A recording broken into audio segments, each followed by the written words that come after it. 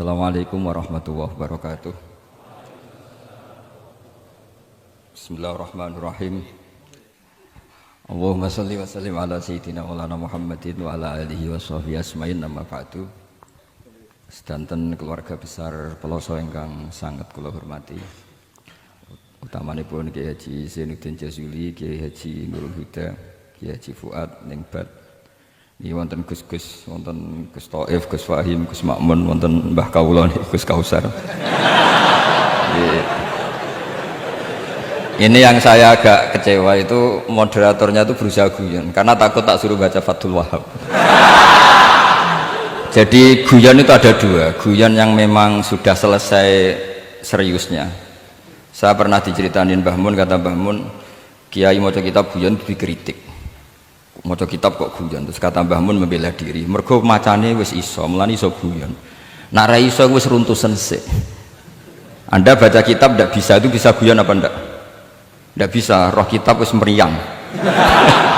Jadi orang guyon itu bukti alim, tapi ada juga guyon yang menghindari ngomong serius kayak moderator itu. Jadi ini masalah ya. Terus kecewa saya kedua, saya itu ngira santri proso itu katanya terkenal khusuk-khusuk, adabnya bagus. Ternyata ada percontohan yang nggak bagus. Di depan para gus-gusnya guyon. Jadi ini kekecewaan saya yang kedua. Nanti saya lebih kecewa lagi, ternyata yang khataman Fathul Wahab itu tidak paham Fathul Wahab. Itu lebih kecewa, tak bawa sampai mati itu nanti. Terus kecewa itu tak. Nah begini sebagaimana makalah yang saya bikin, karena tadi moderator sudah guyon, saya berusaha ngendikan serius karena memang fikih itu harus dikaji secara serius meskipun dengan pikiran yang ceria, yang riang. Saya itu di Jogja itu lama sekali dan tetap sebagai rujukan karena saya spesialis sering ngendikan fikih. Saya dulu musyawarah ya seperti urutan di Peloso, mulai takrib, mu'in, tapi di sana langsung mahalli. Karena Fathul Wahab gak diajarkan di sawir, di musyawarah. Tapi saya pernah ngaji Mbah Mun Fathul Wahab. Dan beliau sering berpesan, nak kanggo masyarakat ojo wahab repot, nganggo mahalli saja. Mahalli itu kan Surauhibin itu yang mensarai minhajud thalibin.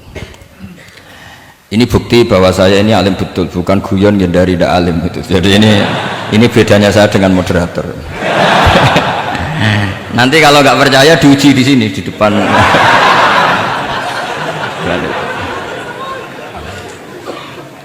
Saya ngaku alim itu bukan karena sombong, tapi keharusan.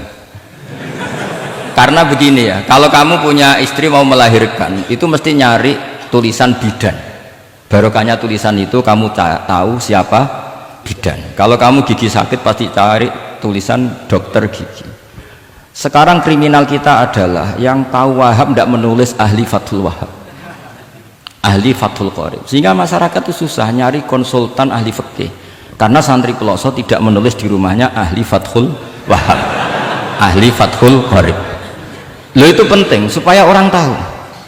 Setidaknya kenapa nyuwun sewu banyak, kalau saya boleh agak merovokasi, dan itu bagus, provokasi itu bagus kadang, tapi untuk kebaikan.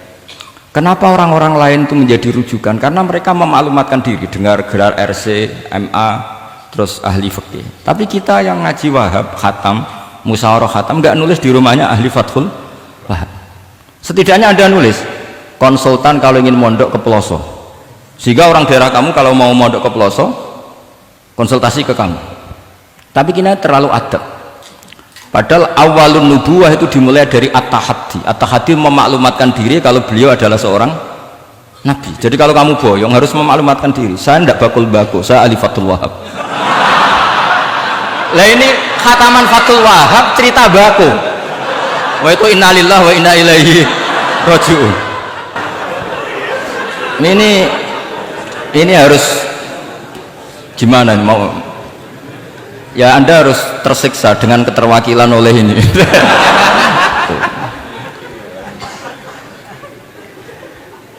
Saya ini baca kitab banyak sekali, termasuk kitab Ithaf. Ketika beliau mensarai Ihya, itu cerita kitab yang saya baca fil fikhi itu dihitung mulai mazhab Syafi'i sampai Hanafi semuanya.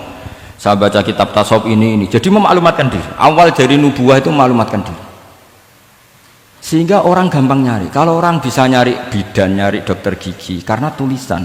Kenapa orang kesulitan nyari ahli Fathul Qarib? Kalau kamu ahli konflik tulis saja, konsultan spesial cerai karena pengalaman pernah cerai, tulis saja. Kalau ahli jomblo tulis saja, ahli perjodohan. Supaya orang tahu keahlian kamu di mana.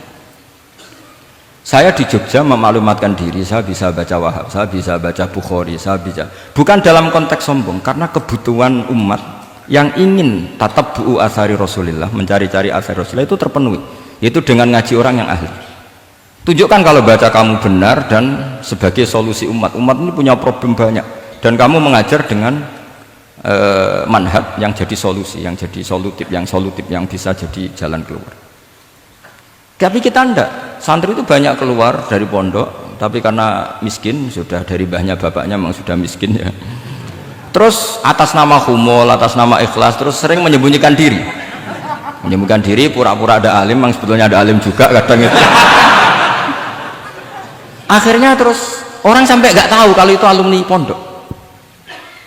Tapi ketika ada orang konsultasi sama pihak lain, mereka tersinggung karena kok nggak ke dia. Mau ke dia gimana? Udah ada tulisannya, udah ada potongannya. Malah tadi cerita mbakku segala itu kan apa ya? Nah, saya ingin kembali lagi. Saya punya teks hadis yang riwayatnya seperti ini. Meskipun hadis itu misalnya dhaif, banyak aditnya, banyak penguatnya. Idza zuharatil bid'ah wal fitan. Sebagian ada tambahan wasubba ashabi. Fal yudhiril alim ilmahu. Orang alim harus menampakkan kealimannya. Wa illa fa alaihi la'natullahi wal malaikati wan nasi ajmain. Justru kalau tidak memperlihatkan kealimannya dia kena laknat. Artinya yang sopan-sopan tidak memperlihatkan kefatul wahabannya, maka malah melihatkan kembakuannya. Itu jatahnya fa alaihi la'natullahi wal malaikati wan nasi ajmain. Ya setuju ya? Oke. Waktu kenalan.